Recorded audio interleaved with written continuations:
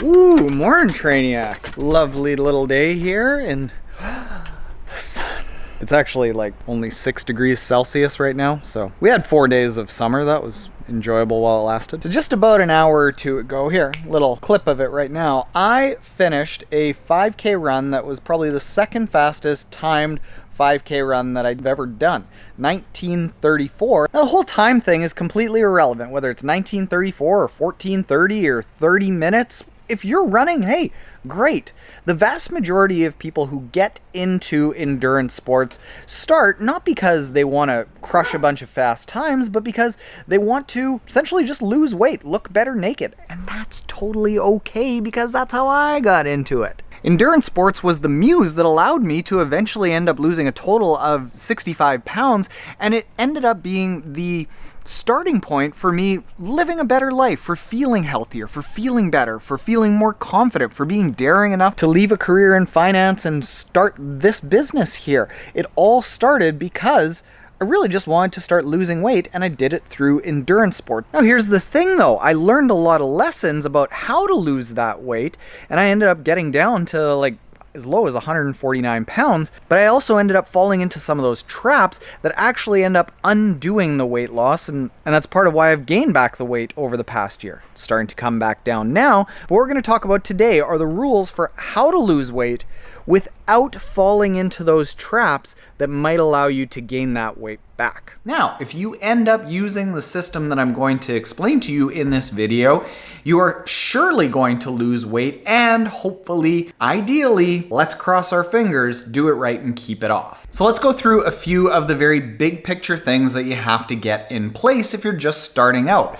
The first thing is that if you are just starting out, what you are thinking you need to do is probably too much. You can dial it way back in most cases, because athletes who are just starting out are really just starting out and going from zero to something. The something that they need to do to start seeing improvements in weight loss and fat loss isn't really that much, as little as a 10 to 15 minute run 3-4 times a week. That's going to be burning more calories than your body is used to. And what you really need to do is you have to have your body burning a set amount of calories, which it tries to fall into kind of a sweet spot based off of the amount of activity that you're doing, combined with the amount of food that you're intaking. It's going to want to hover around there. And if you can just burn a little bit more, weight loss and fat loss is going to happen. So you don't have to go and all of a sudden, boom, burn a ton more calories and create this massive calorie deficit, because when you do that, it's going to, boom, cause your body to react really, really strongly.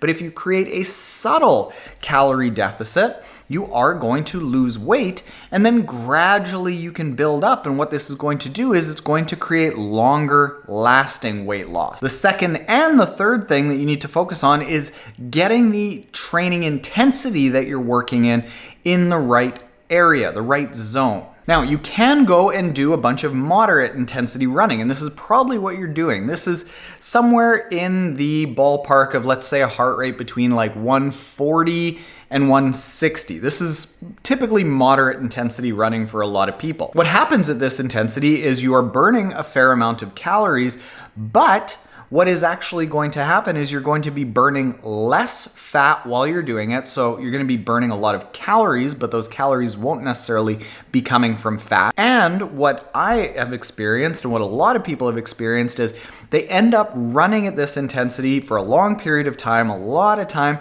and you aren't actually improving your metabolic function. And why this is a downside is because as you go into moderate intensity training, which you can hold for a really long time, your body builds up a ton of lactic acid and creates this big stress response. That big stress response can cause your body to actually hold a little bit of extra weight due to inflammation and excess cortisol and poor hormones. So what you want to focus on are 2 different intensities. This is where points number 2 and 3 come in.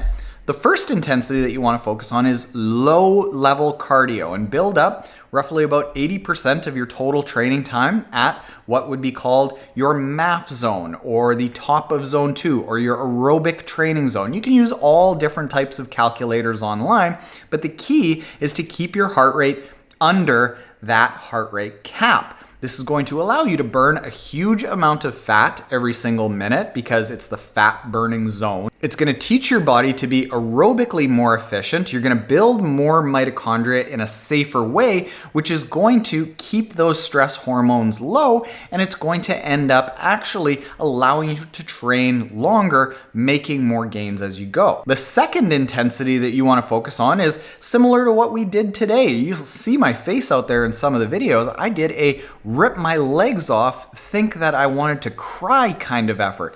That 20% of intensity that needs to be done, aside from the low intensity, needs to be very hard. And we're talking anywhere from 15-second to 8-minute intervals. Again, I'd recommend that if you're just starting out, start in like 15 to 30-second sprints and then gradually build your way up. This intensity level doesn't necessarily burn a ton of fat during the exercise, but over the course of the 24 to 48 hours after the exercise because of something called post-exercise oxygen consumption. And the fourth and final big picture thing that you have to have in place is you need to have a calorie deficit.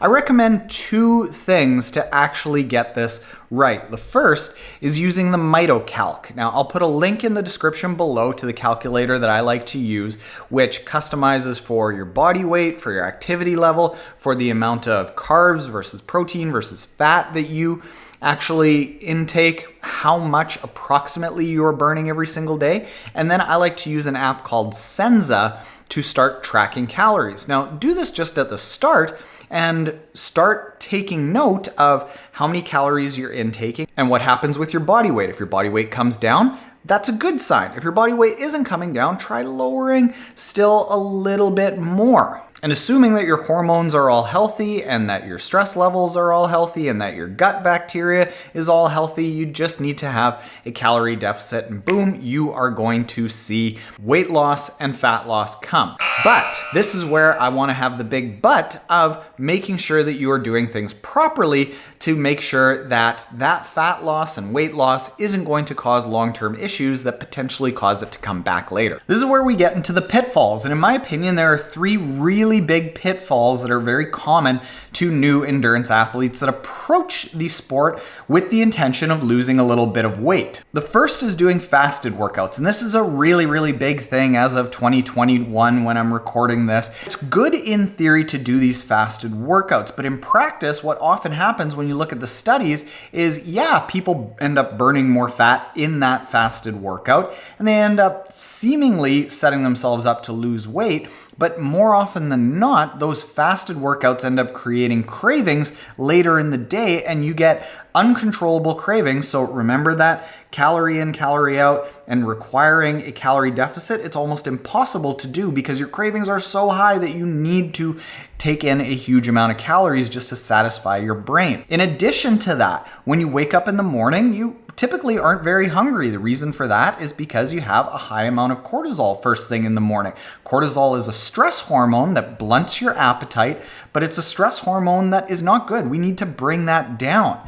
Now, if you leave that high by not eating and then going and doing a workout on top of it, bumping that stress hormone on top of the already high stress, you have stress on top of stress, and high levels of cortisol often lead to weight gain and poor hormones. So you end up long-term actually setting yourself up to gain weight. The second big thing, and this is kind of in that same realm as the fasting people, it's the carb restriction people. And carb restriction, I think, is okay. I actually like to think of it more of timed carb, where for an intense workout, you have carbs before. For a not intense workout, definitely eat before, but don't worry about the carbs. Quite often when people end up going more towards that keto camp and that low carb camp, what ends up getting cut out is not just some carbs, but all carbs. So this means things like oatmeal, which is really good for the stomach. Chia seeds, phenomenal for the stomach. Salads, really, really good for the stomach. We need our stomach to be really healthy. And when we restrict carbohydrates so severely that we allow that bad gut bacteria to take over, again, just like driving up the cortisol, we're in the long run fighting a losing battle, because so much of our hormones, of our body weight, of our mood, of everything is driven by what's going on in our gut. The third and final pitfall is always thinking that more is always better. In a lot of cases, when athletes end up coming into an endurance sport to lose weight, they're thinking it's just going to be this constant drop on the scale where it goes nothing but down, down, down, down, down, down, down, down, down. In my case, because, well, I'm on camera and I'm shirtless a lot, I always just figured, well, year round, let's look fit. And what happened was that in 2019, when I ended up training a lot more, I actually increased my training from 9 hours in 2018 to around 14 hours of weekly training in 2019. And guess what? I gained weight. I actually gained weight that year because I think my stomach wasn't very healthy and my body had slowed down so much that I just couldn't restrict the calories enough while staying even somewhat sane to keep that weight off. So instead, accept that you can have periods of higher and lower weight, keep it much more reasonable, much more gradual, and allow your body these times of just relaxing. So train as little as possible, not to see the result that you want, but to see a result, and this is going to be a long-lasting benefit that you can see week after week, month after month, hopefully year after year. Keep around 80% of your training low intensity, keep the other 20% super high intensity. Let yourself go a little bit for maybe 4 to 6 months a year. And then as race season or bikini season or beach season or whatever it is that you're training for starts coming around, then maybe restrict calories while your training levels are still low. And then come race season, if you start taking up races, let the training take care of all of the calorie deficit for you while not restricting your calories. And then do not fall into these really strict deprivation diets. In my case, while I still believe in a timed carb approach, I don't believe in a carb restriction approach. They both have training benefits, but one comes with some risks that if your body just doesn't handle it right, well, it might take a while, maybe years, to actually come back from it. And I don't want people to have just temporary gains. I want you to, as we said, look good naked for the rest of your life. Now, if you're interested in getting the training side of things figured out with this 80-20, with the intense stuff, and with the strength that you need to have implemented into a training plan to make sure that your muscle density is nice and high so that you have a higher base metabolic rate, all of this is in our training app. You can get it at app.mymotive.com, and everything is basically taken care of for you. So if you do get to that point of losing the weight, feeling good, feeling confident, to get to some of those endurance adventures that are super fun, we'll help you get there and live a very fulfilling, challenged, daring, and kind of badass life. So app.mymotive.com, and if you aren't already subscribed, hit the subscribe button below. Good luck, Trainiac. It's an honor to just be even a small part of it by having you watch up until the end. Later.